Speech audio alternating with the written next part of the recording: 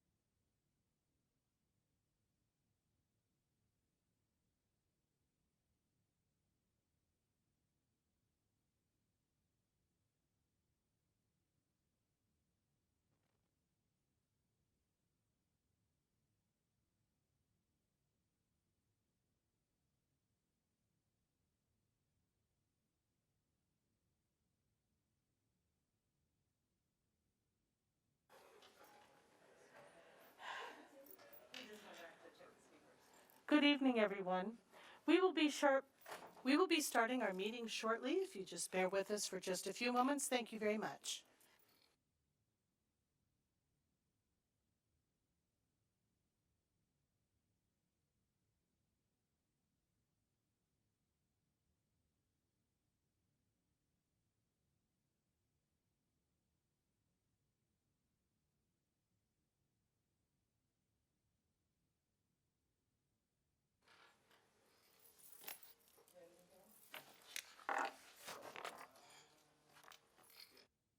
You sure? Which one, Bishops? One? Recording in progress. Gentlemen, we are going to start our. Thank you. Good evening, ladies and gentlemen. If everybody can please mute their phones, I would truly appreciate it as I call this meeting to order at 5:34. Can you do the Pledge of Allegiance for me, sir? Mm-hmm. Oh my gosh, what did you do? Get sick on me? That's not supposed to happen. Okay, I will lead the Pledge of Allegiance if we can all please stand. And if you can please remove your hat. Put your left hand over your heart, ready, begin. Your right hand over your heart, ready, begin. I pledge allegiance to the flag of the United States of America and to the republic for which it stands, one nation, under God, indivisible, with liberty and justice for all. And I said left hand because I have a group of young kids that don't have right hands that I have done stuff with on Zoom. And so they always have to put their left hand in. Yeah, so. But they do their pledge. Can I please get a roll call? Yes, ma'am. Commissioner Andre? Commissioner Butler? Present. Commissioner Coulson? Here. Commissioner Harris? Present. Vice Chair Ortega? Chair Reyna? Present. Commissioner Riley? Here. Commissioner Thetford?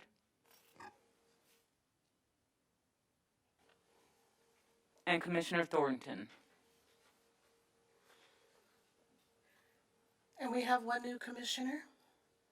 I'm waiting to see if the two commissioners are online. Thornton? And Commissioner Rico? Present. Thank you.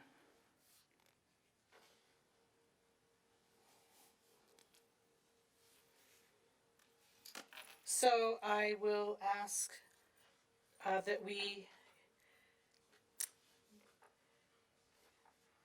excuse Andre, Ortega, Thetford, and Thornton. Yes. Second, I need a second. Second. Move. We'll take a roll call vote. Vice Chair Reyna? Yes. Commissioner Riley? Yes. Commissioner Harris? Yes. Commissioner Coulson, Yes. Commissioner Rico, Yes. and Commissioner Butler. Yes. Thank you. I would like to say it's very nice to see you, Commissioner Butler. Hi. Turn my camera off. Well, it's nice to actually see you, and so happy holidays. Thank you for joining us this evening. We have public comments right now. We are in part 4. Now is the time for the public participation for any person wishing to speak to the Advisory Redistricting Commission. Did someone say something? Okay. If you are attending this meeting by phone, please press *9 to raise your hand. If you are attending by personal computer, please click the raise your hand button and press *6 to unmute yourself. State your name and begin speaking. Please note that there is a 3-minute limit that is imposed on each speaker. We currently have no one wishing to speak. Nobody is online. Do we have anybody in our public audience this evening? Hello, I hear somebody. Schofield? Oh, there you go. Did you have your hand raised? Yes, I was wondering if we have to put in advance when we want to speak during the course of the meeting. Is that what we're doing now? Actually, Ms. Schofield, during the public comment period, you can speak during that time. However, there's going to be a presentation by Ms. Parks from NDC, and you will have an opportunity to give public comment at that time when she completes the presentation. Thank you. You're welcome. Her question was similar to mine. I was just wondering if we would have an opportunity to speak afterwards. Absolutely. You're welcome. So then we have no other questions online? Okay, with that, we are in our consent calendar, 5.1. I need to approve the minutes from the previous meeting held on November 9th, 2021. Have you all, well, mine is for Rico. Has everybody had the opportunity to read our minutes from our previous meeting? If so, I need a motion to approve, Move to accept the minutes as presented. and I need a second. Perfect. We have a move and a second. We'll do a roll call vote. Chair Reyna, Yes. Commissioner Riley, Yes. Commissioner Harris, Yes. Commissioner Coulson, Yes. Commissioner Rico, Yes. and Commissioner Butler. Yes. Thank you. Motion Motion carries. passes. We are in new business, which is 6.1. We have the wonderful Kristen. Yay! Hello, Kristen. And she is going to give us a presentation and discussion of the redistricting process and updates and analysis of draft maps that have been submitted by the public. Now, I've been told that we have 8. No mic.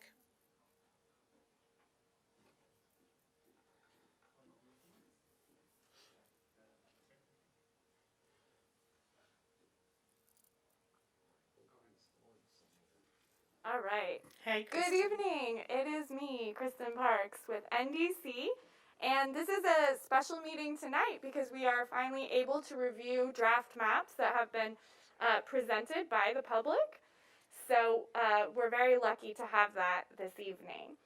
I am going to review, let's see if I can hide this stuff. Review the overall process stuff,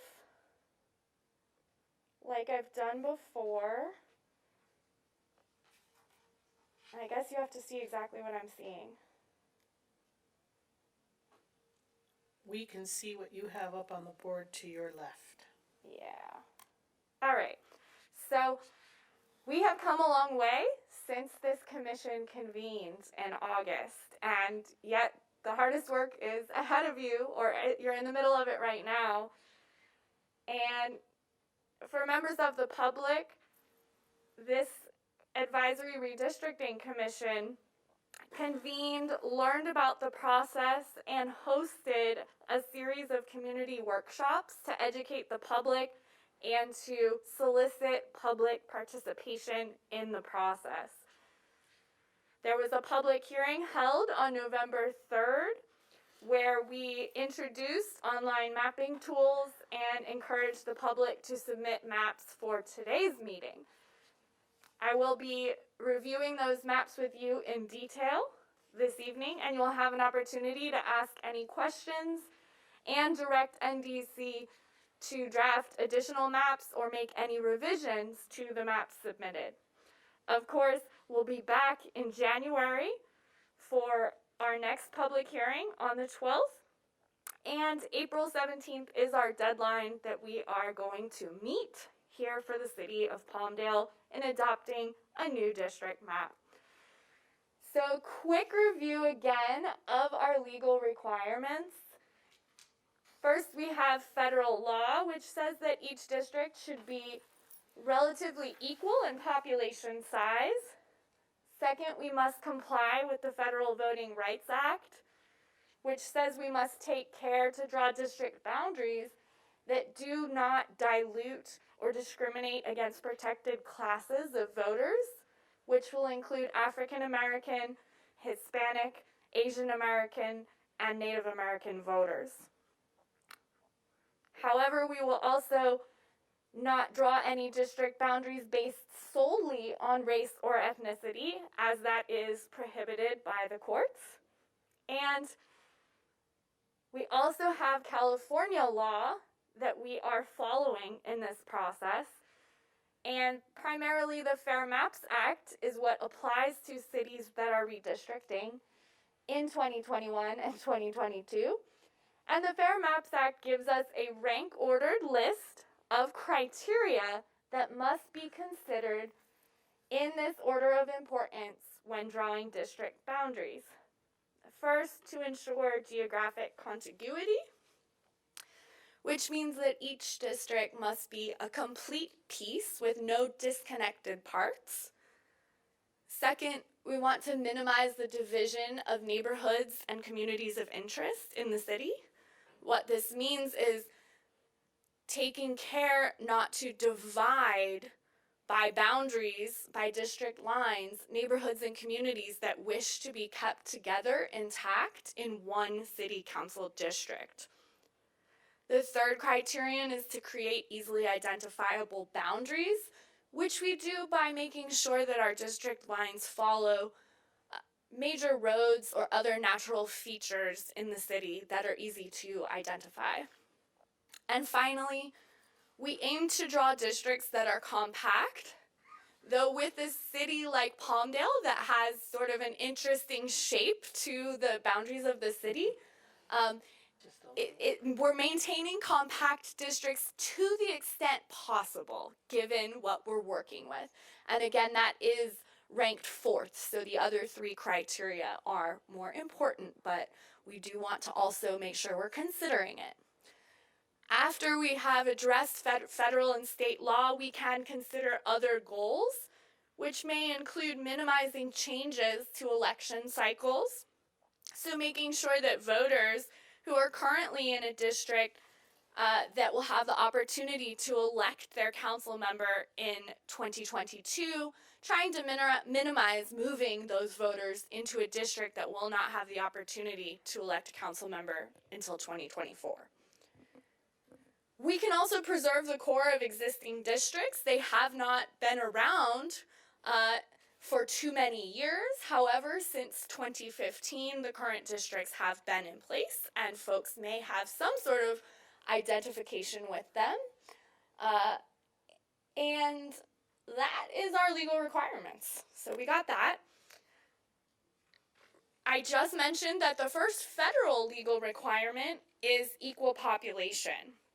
And the good news for the city of Palmdale is that our starting point is a district map that has equal population under the law. The current 4 districts have a total population deviation of about 8%. Now, the federally permissible maximum deviation is 10%. So you'll be seeing some maps tonight, and I will be referring to whether or not they are population balanced What that means is whether or not the total deviation is below the 10% maximum.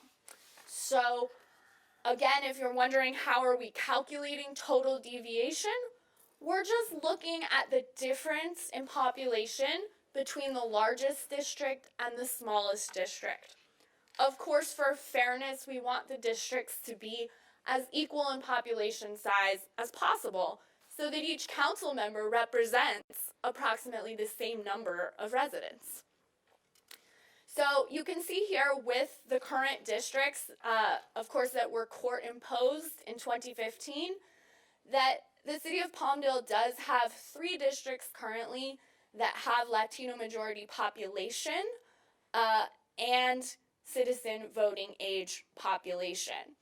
And of course, the total population of the city, according to the 2020 census, was 62% Latino, 17% white, 14% black, and 5% Asian American. So these are just one small snapshot of the demographic information that we have available.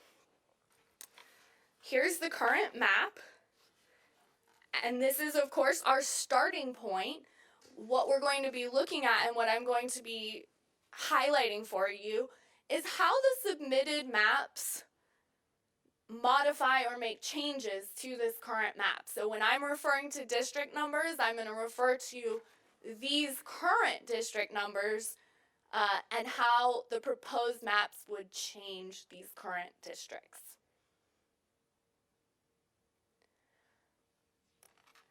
And again, just to review the definition, the legal definition of communities of interest, because under California law, we are going to be evaluating these maps for the federal law requirements and the state law requirements, right? And one of those state law requirements is to minimize the division of neighborhoods and communities of interest. So if we are looking at a map and you see that that map is dividing a community of interest, we would like to hear that, and that should definitely be part of the dialogue that the public and the commissioners engage in as maps are evaluated. And as we focus in on what maps we may want to move forward with in the new year. Keeping in mind that a community of interest is simply a geographically concentrated population with common interests or concerns that should be included within a single council district so that that community has the ability to be effectively and fairly represented on council. So, based on the community workshops that we've had and the public testimony that we've received, I made a short list of just the top 7 communities of interest.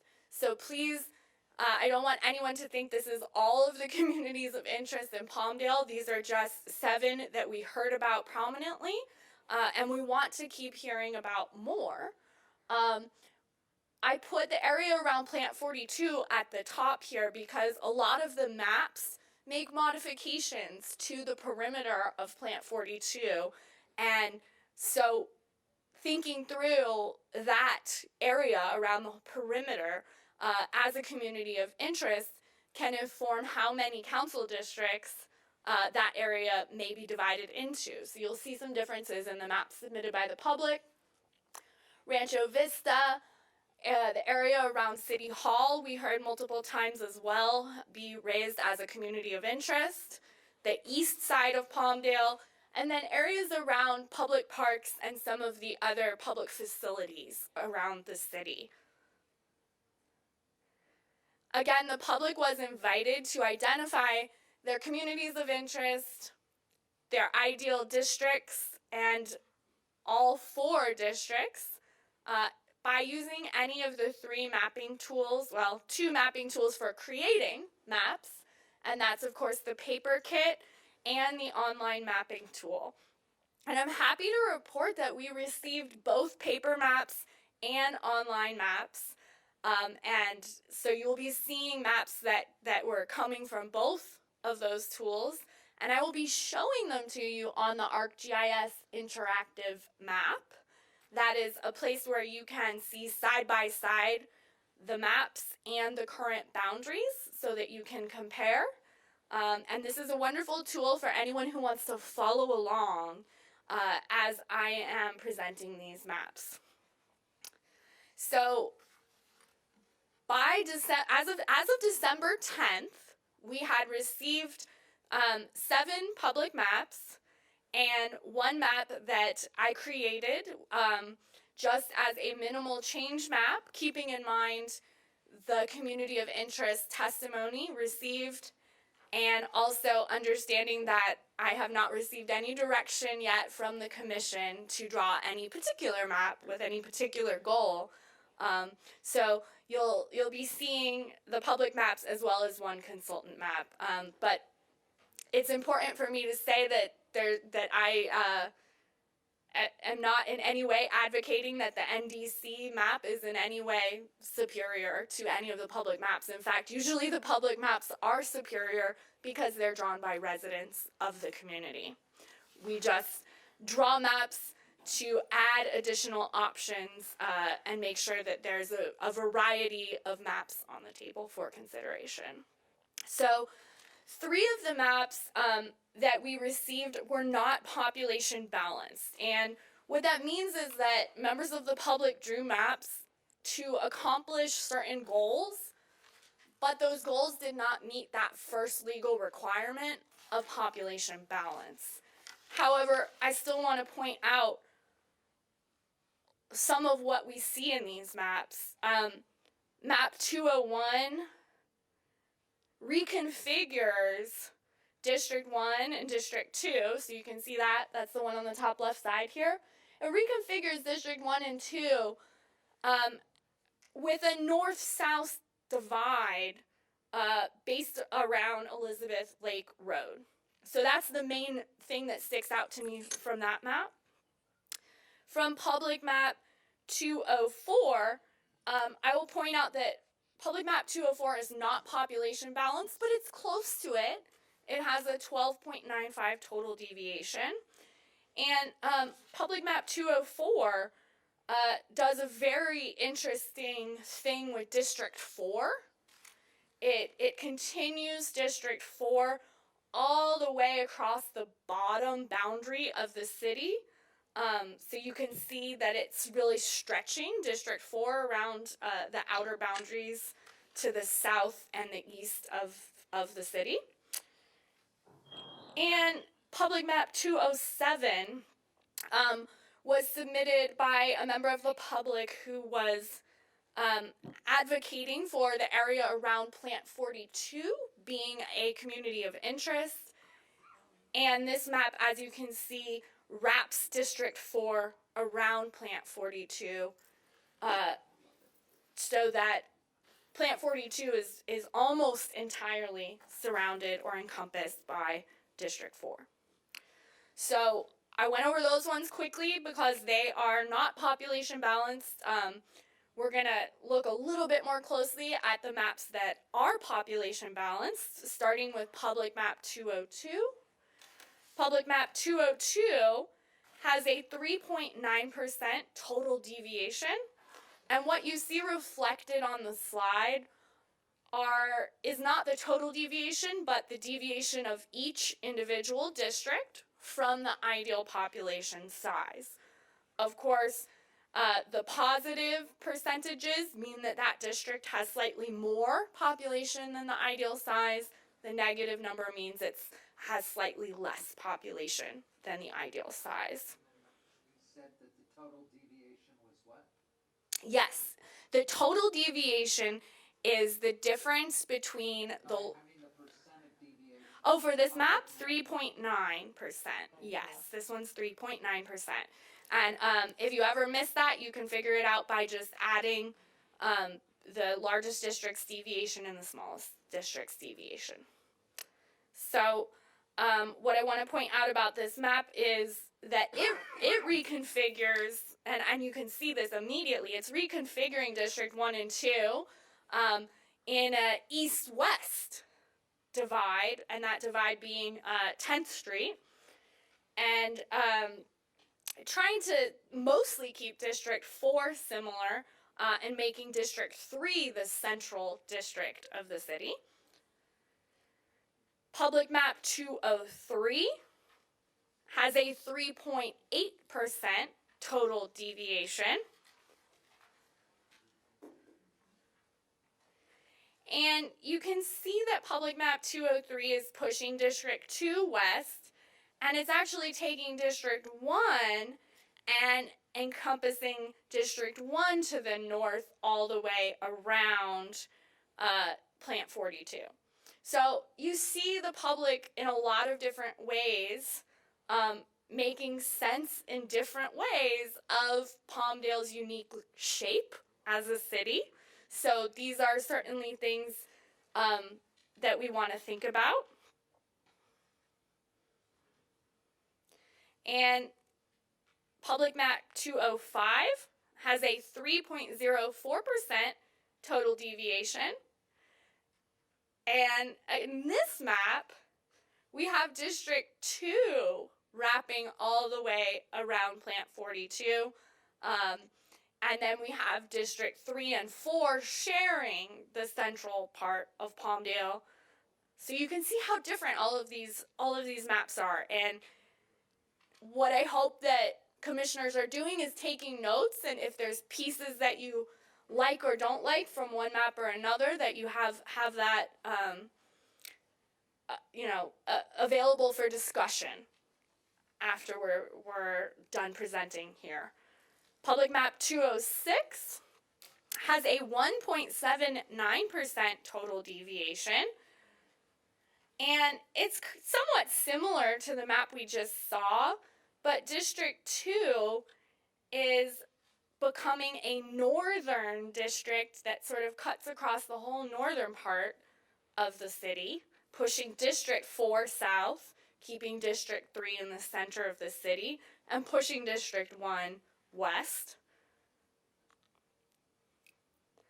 And then the NDC Minimal Change Map here tried to preserve the current district boundaries as much as possible while bringing down the total deviation. So bringing that total deviation down to 1.54%.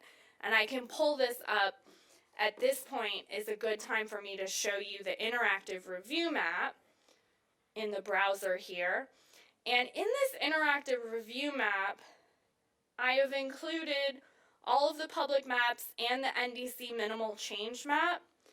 And so as we discuss, I will show the maps we're talking about, and I'm going to keep the current district outlines here, which may be a little bit hard to see, but those can be our guideposts so that you can see what changes are being proposed. So just looking again at the NDC Minimal Change Map and comparing it to the current district lines, you can see that I'm pulling some of District 2 south here and wrapping it around to add some population there.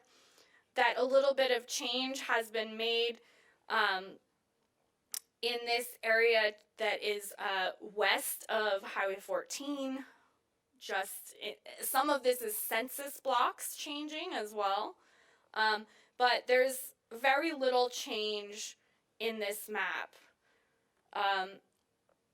Primarily just to give you an option that's basically the current map, but with a smaller population deviation. There may or may not be any interest from the commission or the public in retaining the current boundaries, as they weren't the result of a public process. So I do want to acknowledge that. And at this time, I can navigate between any of the maps that you want to ask questions about or look at more in depth. And if you need a suggestion to guide your discussion, perhaps each commissioner could, have one or two maps that were their preferred maps or that they liked the best. And, make sure that when we leave today that we have a clear, more focus going into the new year And while we will be receiving public maps again, there will be another opportunity. So members of the public who are still wanting to submit maps, we will still accept your maps and consider them, but keeping in mind that we are going to try to be honing in on exactly what we want our new district map to accomplish. So with that, I will pause. I know it's a lot. It's overwhelming. I'm glad that you didn't get 30 maps that you had to review, but I am grateful that we have several available tonight to talk about. We have till January 3rd. We could get more. Yes, so we do encourage the public to submit as many maps as you wish to submit until January 3rd, and thank you, Chair Reyna, for reminding the public of that deadline. Commissioners, questions? Yeah, could you compare map 203 to the current district map? Or like do an overlay, Doug?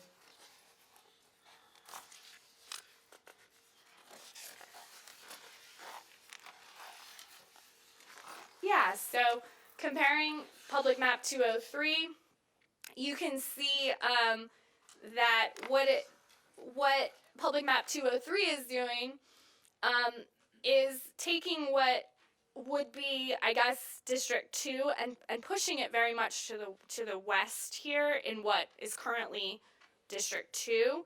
And then if you want to think of the red area as District 1, that's moving upwards and actually wrapping around and taking in portions of what's currently District 2 and District 4. And then pushing District 4 just down into the southern part of the city and District 3. So some significant changes to the current map here.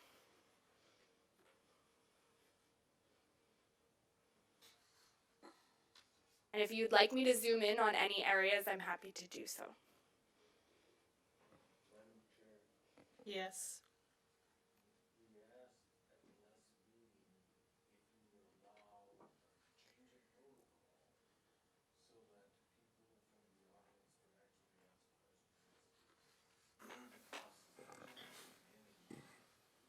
Correct. I did ask that we would be able to allow our public to speak or ask questions of Kristen. She is giving this demonstration. So, Madam Chair, if I could make a suggestion. Good evening, Drew Pletcher from the City Attorney's Office. We, in staff meeting and addressing that very issue, I'd make a recommendation the way that this would, could go forward to be very productive, would be to first allow the commission to ask questions and then open it up to public hearing, or public comment, I should say. Allow any individual member of the public to come forward, ask their questions, and then we can go back to our expert in the room to answer those questions and then further have some more productive conversation, because perhaps in my experience, a member of the public could come and that'll spur another question on the commission. But just as a matter of procedure, we wanted to do it to allow the commission full opportunity first, kind of get that first bite of the apple, be able to ask and answer their questions, and then go to the public. I would make that Absolutely perfect. You're free to. No, that Okay. is absolutely perfect. That's how I would want to see it as well. Okay. So that works. I think that we are all in agreement on that. This is something that's important. And after fact, I do want our public though to be able to make those questions to Kristen.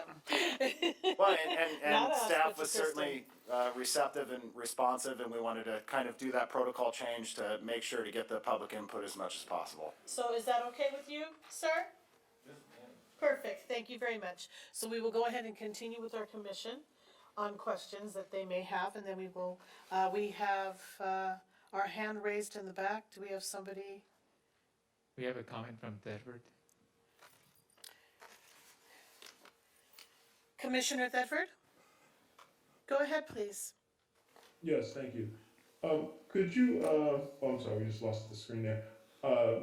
With regards to, I believe it was either 205 or 206, forgive me, that had split the districts 2 and 1 in the north-south excuse me, I think 1 and 4 in the north-south.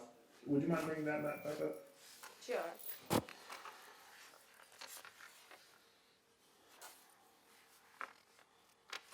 206, yeah. Is 204?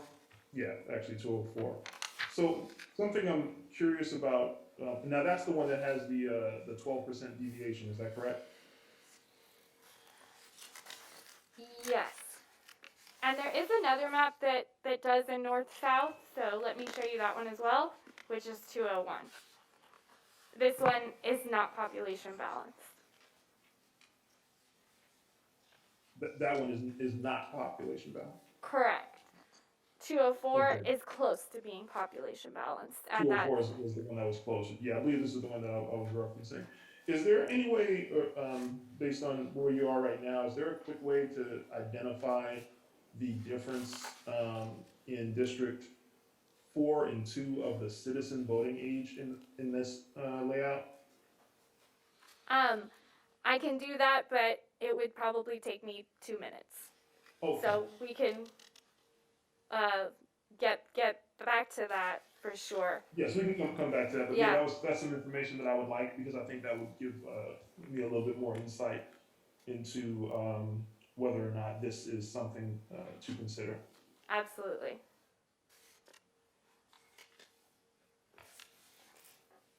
And just for anyone following along, you can overlay some of the CVAP data on top here. And then if you want to see it better, you can change the opacity, right? It's again, only going to be meaningful perhaps if you zoom in, a lot, but just so you know, these options are here.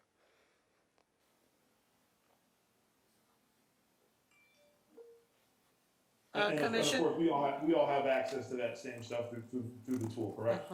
Yes, so this is linked on the draft maps page. I should have shown you this.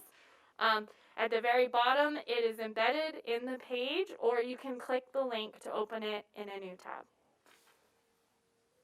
Excellent, thank you. Commissioner Rico, do you have any questions for Kristen?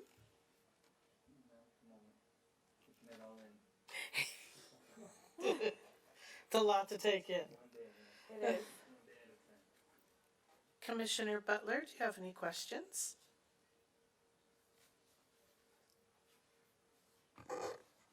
Can I remind all the commissioners to please remember to turn on your mics when you're speaking?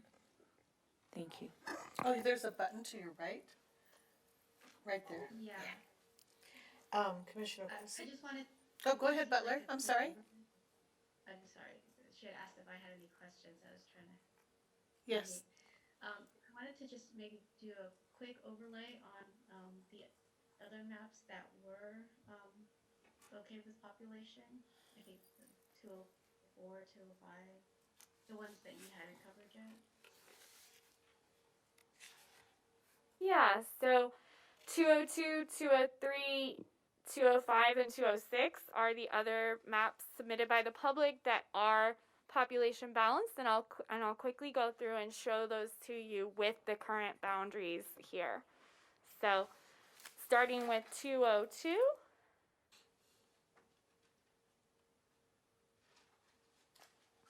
And again, if you want to see the district numbers, you can see that this is the one that does an east-west on districts 1 and 2. And next we have map 203, which has a 3.8% total deviation. And this is the map that pushes District 1 around the northern part of the city, pushes District 4 to the south, and 2 to the west.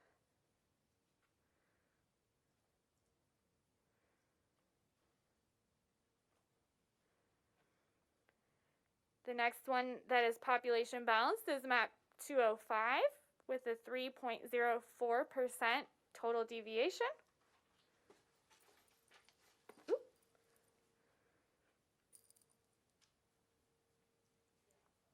So you can see that this map takes District 2 and wraps it all the way around and sort of sandwiches Districts 3 and 4 inside of it. While District 2 here, that's the blue one, is certainly not compact according to our state criteria. If it were reflecting neighborhoods or communities of interest that wanted to be kept together, then perhaps this map would be legally compliant. So keeping in mind that compactness can be trumped by communities of interest, but this one has a very interesting district too. And then finally, our public map 206, which has a total deviation of 1.79%. And what we see this one doing is it also brings District 2 up to the northern part of the city and wraps it around and to the east into what is currently District 4. We have District 3 being the central district with sort of interlocking into District 1, which moves west into what is currently District 2. And those are the public maps that have been submitted that are population balanced. And shout out to Joe Martinez, Michael O'Sullivan, Amanda Palmer, and Marcos Martinez for submitting these maps. And then, Thank you, could we see Kristen. the NDC map one more time, please? Absolutely.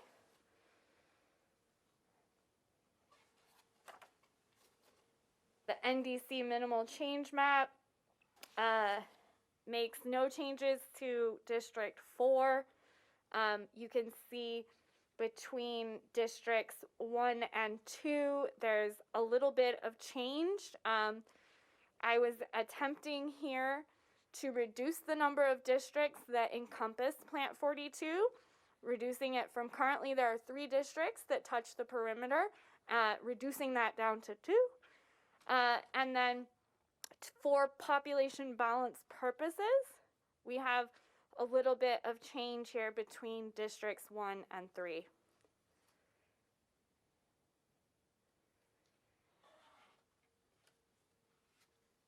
Commissioners?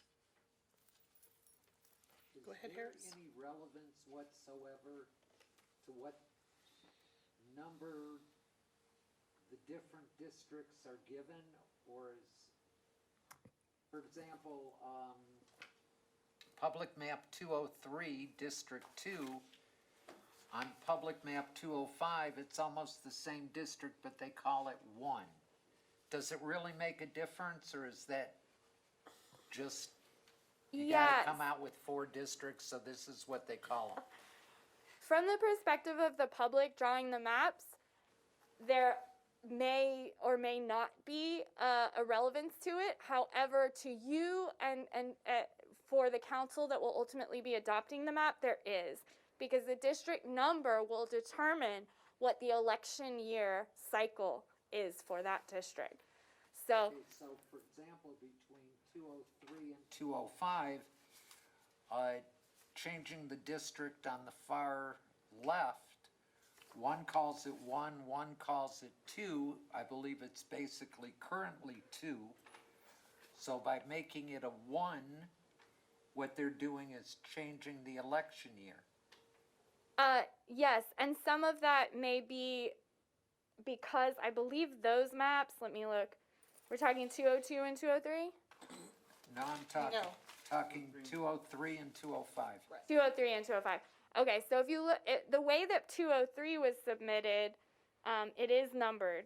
So I don't think I actually may have followed the numbering provided by the map drawer here.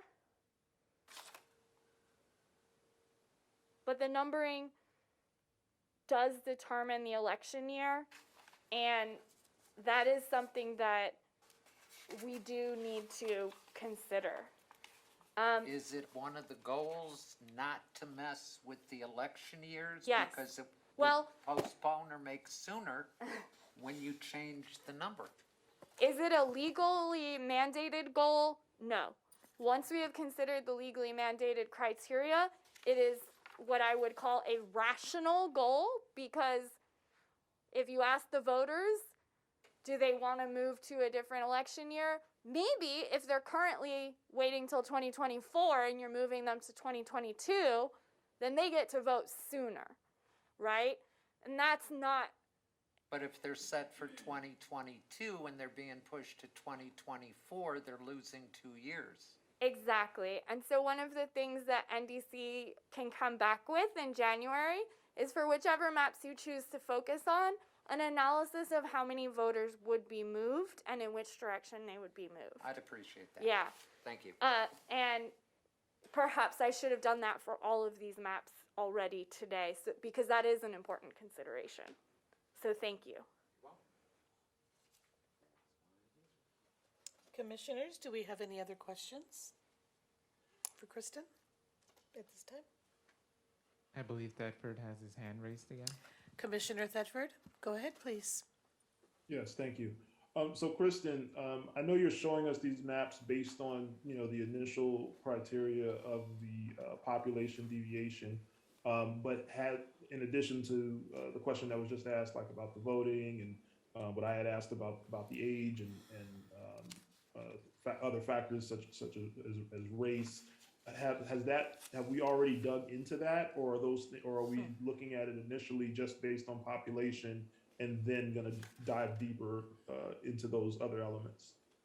So I have all of that data available. I just didn't produce it in a report form for each of these maps. And I would say, if you want to see it for each of these maps, I will be able to bring that back in January. But certainly, if there's a subset of these maps that you would like to focus on, then I will be able to produce that quickly for you. Yes, I mean, there is a subset I'd like to focus on, but I don't know that based on this, if everyone on the commission would be in agreement of which subset to focus on. So I actually would, in all fairness, like to see all of that for each of the maps presented, so that we can make sure that everyone's taking that into full consideration. Absolutely. Thank you. Okay, commissioners, do we have any more questions for Kristen at this time? Seeing none, I'm going to go ahead and open questions from the public, please.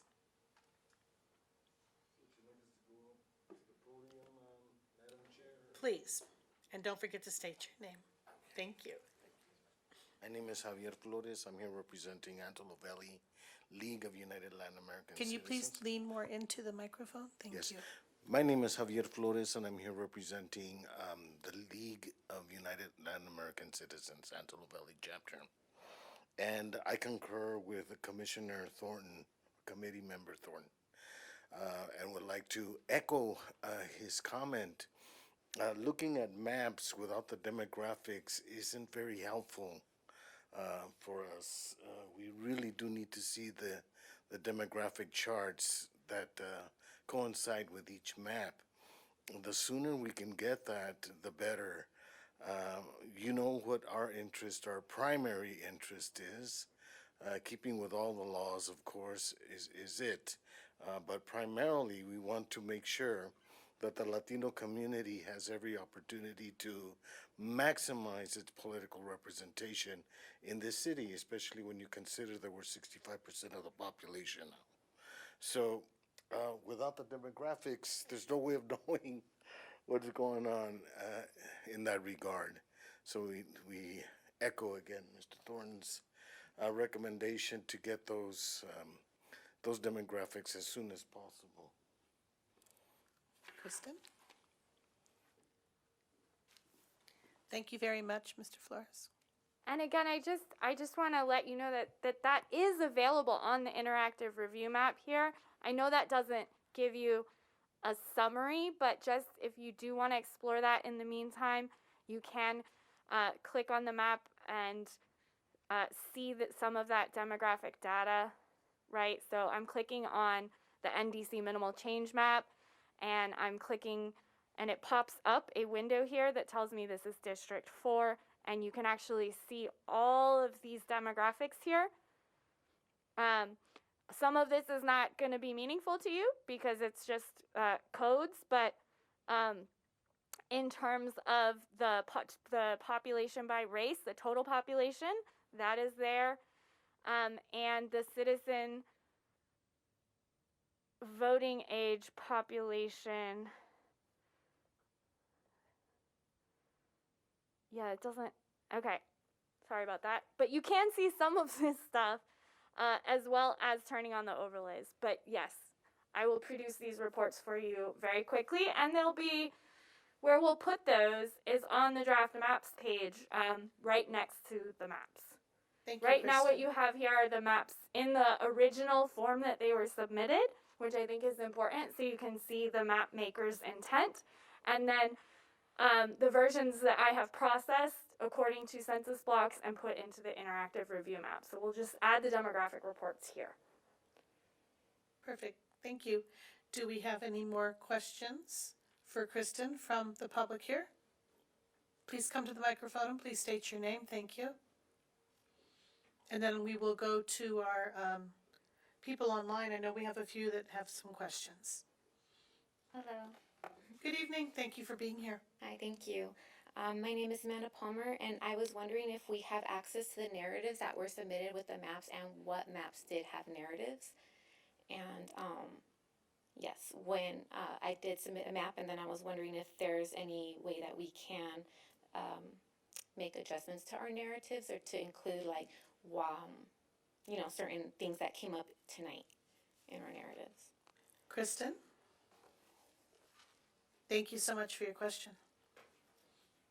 Yes, so all of the written correspondence that is received must be posted on our website.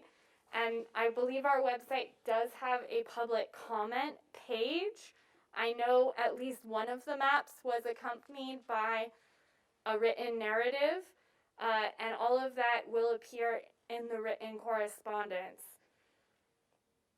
I am no longer connected to the Zoom, unfortunately.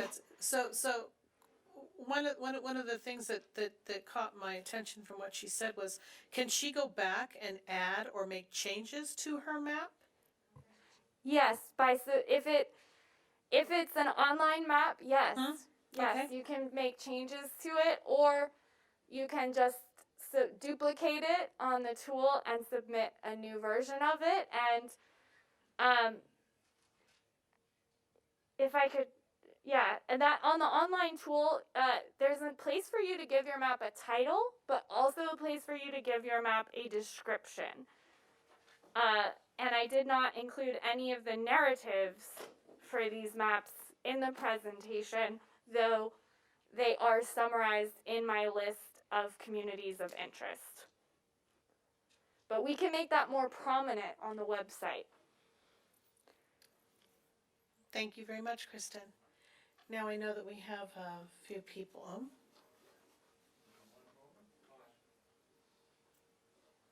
Schofield, feel free to unmute yourself. Good evening, everyone. Good evening. Hi. This question is for Christian. You had mentioned, Christian, earlier regarding when the adopted map was going to be put in place, and I missed it. Can you reiterate on the timeline of when the map would be effective? Because I missed that. I think you said something like 2024. Oh, no, this is a great question. Thank you, Elena. This map will actually go into effect for the November 2022 election. So it must be approved by the City Council by April 17th of 2022, which gives plenty of time for voters and candidates and everyone to know what district they are in advance of that November election.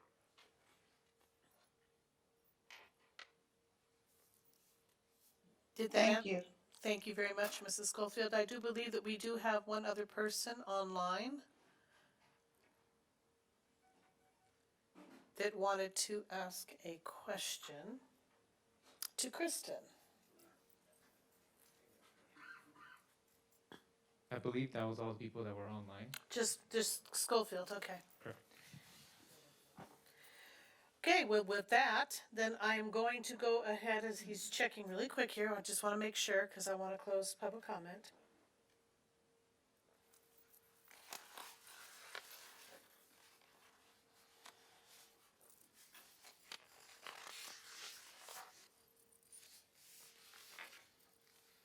So I guess we are done then with this. Yes? No? Okay, he's checking.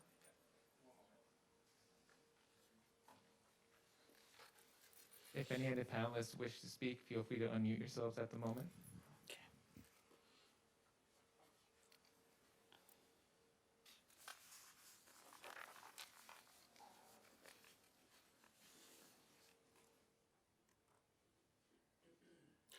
Okay, with that, I do believe that we are done with our public questions. So we are going to close that segment of this meeting this evening. Thank you, Kristen, so much. We truly do appreciate it. I need a motion and a second, please. Move to close public comment. Second. We don't need a motion to close, we just need a motion to adjourn. Mm-hmm. That's what I'm waiting for. Okay. And we have a second. Okay. Thank Before we leave, I just have one question. I know that on Kristen's page it said that our next meeting was January 12th, but on our paper we have January 11th. It's 11th. We'll fix it. Exactly. So I just wanted to clarify that to anybody that was out there that saw that. It is January 11th. It will be our next meeting. That's what we're adjourning And to. with that, I would like to wish everybody happy holidays. Please be safe and have a great new year. And by the way, it is snowing in Mojave and actually in parts of Palmdale right now. So enjoy. Thank you. Thank you.